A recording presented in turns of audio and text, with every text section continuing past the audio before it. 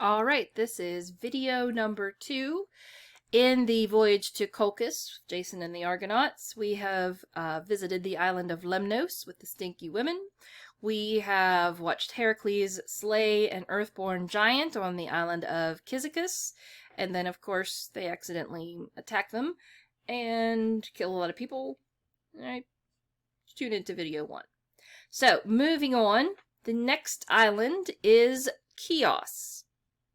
In Chios, they put to shore because Heracles breaks his oar at sea. He's so strong, he broke his oar. So they pull in to the port at Chios in order to repair the oar. Hylas, this guy right here, he is Heracles' young companion and kind of sidekick. And the version of the story is one of two things. He either is drowned on this island, or he's abducted by a water nymph to be her husband. So Polyphemus and Heracles look for Hylas, but they cannot find him. So the Argonauts at this point will leave Heracles behind because they just can't wait. In some versions of the story, the sea god Glaucus, who can tell the future, actually tells them to leave Heracles behind because it's Zeus's will to keep Heracles from going to Colchis so he can stay focused on his labors, the 12 labors that he has to do, which we'll get into much later. Okay, so they've moved on from Chios, and now, there we go. Now we are in the land of Bebryces. Bebryces has a king by the name of Amycus, who is actually not very amicable because he challenges all strangers to a boxing match, and he's undefeated. So this is where having that demigod whose special talent is boxing comes in handy, because Polydeuces gets into a boxing match with Bebryces and knocks him out. Now the people of Bebryces are not used to their king losing, so they kind of riot and they all converge on the boxing ring. But the Argonauts are able to hold them back and control them and leave the island safely. So Bebryces and the boxing match with King Amycus and Polydeuces. All right. I always also think of Polydeuces as like Polyducus, right? Put your ducus up. I know the jokes don't have the visual quality, so I still try. Anyway, next they go to Salmydessus. This is an island that has a harpy problem. Okay, harpies, not herpes. Can't get rid of those things, but you can get rid of harpies. So, what happens is that Zetes and Calais, the two Argonauts that have wings, put into port because their brother-in-law Phineus lives there, and they figure that Phineus can help them with the next leg of the journey, which is the dangerous Symplegades. The Symplegades are clashing rocks.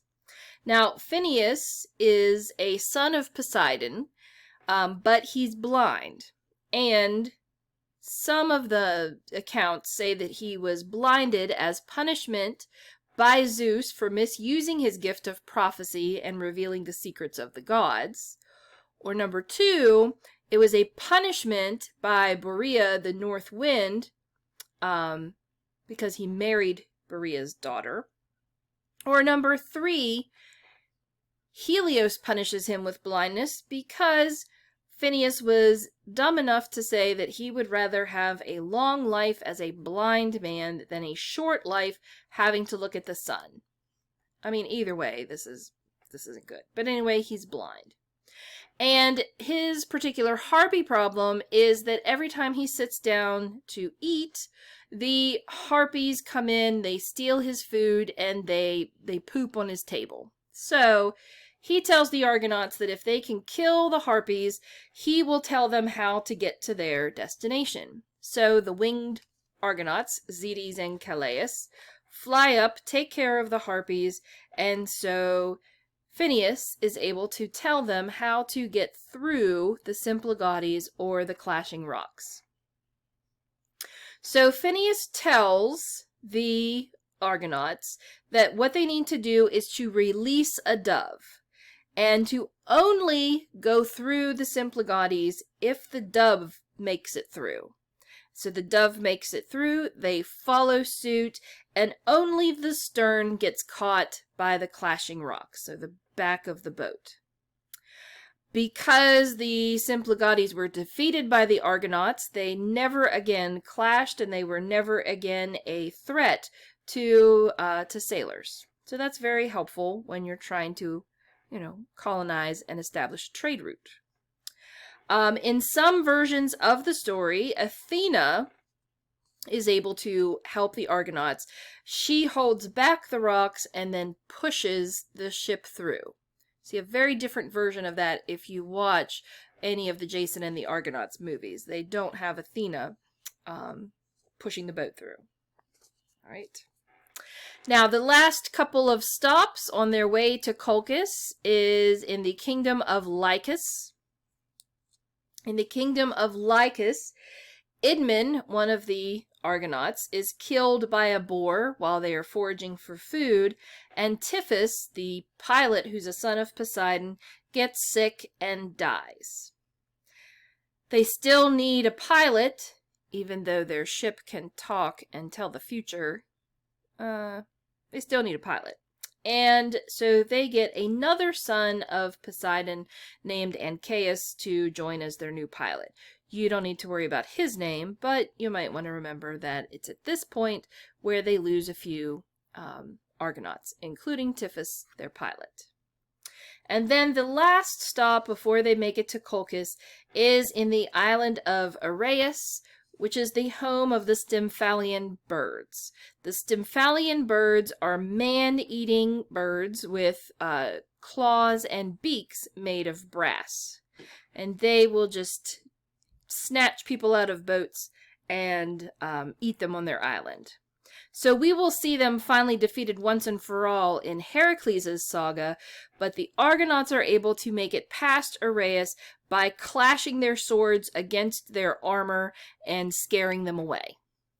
And so they make it past the island of Arrhaeus and finally arrive in Colchis. So, as if the trip there wasn't an impossible quest in itself that nobody has ever tried before, now he's in this mythical land called Colchis, and he has to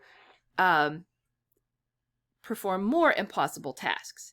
By the way, if you hear squeaking, that's my desk chair. I'm sorry about that. Anyway, King Aeetes knows the prophecy that if he loses the fleece, it will mean his death, but another part of the prophecy says that he'll be betrayed by one of his own family members. So when Jason and the Argonauts land, he is not that welcoming of them, and it's not like he just shows them where the fleece is and says, have at it, okay? So he gives Jason a couple more impossible tasks to perform. The first thing he has to do is he has to yoke the brazen bulls. Brazen bulls are fire-breathing bulls. Kind of like this picture over here. Very friendly. And he has to yoke them together so he can plow a field with them. Once he plows the field with these fire-breathing bulls, then he is to sow dragon teeth. And once the dragon teeth are sown, an army of men will grow out of the soil, and they are already fully armored and fully ready to fight. And they're going to be fighting Jason, and he has to be prepared to kill them all, and then King Aeetes will talk to Jason about the Golden Fleece. So, we've seen a few little instances of some intervention and help of the divine form. Well, at this particular point, Jason gets some help from King Aetes' own daughter, Medea. Medea is a, well, I could say she's a witch, and you'll agree with me later on, but she knows spells, she has magic, and she becomes a very important ally to Jason. Now, the story goes that Hera had a hand in this because Hera gets Aphrodite to make Medea fall in love with Jason. And so when she falls in love with Jason, she's willing to do anything for him. So, Medea uses her magic to assist Jason. The first thing she does is she puts an ointment on Jason's armor that makes it impenetrable for 1 full day, which means that the bulls can breathe all the fire they want, but it's not going to get past his armor. And the dragon teeth men can fight as hard as they want, but again, he's protected by this impenetrable armor. Now, you might also remember that in the grove where the golden fleece is, hung on this tree, the tree is guarded by a dragon. So, when Jason defeats the dragon teeth men and he finds out the location of the fleece, he still has to get past this dragon. Well, Medea drugs the dragon with her magic to make it fall asleep so they can just walk in, take the fleece, and leave. Now, that all seems like a pretty smooth operation, but we hit some bumps here towards the end. King Aetes begins to suspect that his daughter is helping Jason, and he plans to attack Jason's ship during the night to get the fleece back and to prevent his own death. Now, when he attacks the ship, King Aetes is killed.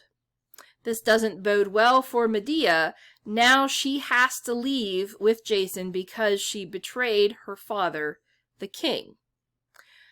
She kind of compounds or doubles down on that particular problem because she also winds up kidnapping her brother and taking him with them. She not only kidnaps him, but she kills him as well. She dismembers him and throws the pieces of his body into the sea so that the ships pursuing them, have to stop and pick up the pieces of their prince to ensure he has a proper burial so he can go into the underworld and not wander as a ghost. So she betrays her father, he gets killed, kidnaps her brother, kills him, dismembers him, and throws his body pieces overboard to delay the pursuer so they could get away. That is some serious love. It's crazy too, but that's serious in love there. Okay, now, this does cause them problems, as we'll see. And so, in their return to Colchis with the fleece, they actually have to go a different route. They're forced to wander and go a more circuitous route because Zeus is angry over Medea's murder of her brother. Her brother's name was Apsyrus, in case you're wondering. All right, and so I'll kind of cut it off there because I'm trying to keep these videos to 15 minutes or less. So I'll cut it off there and we will pick up with the return in video number 3.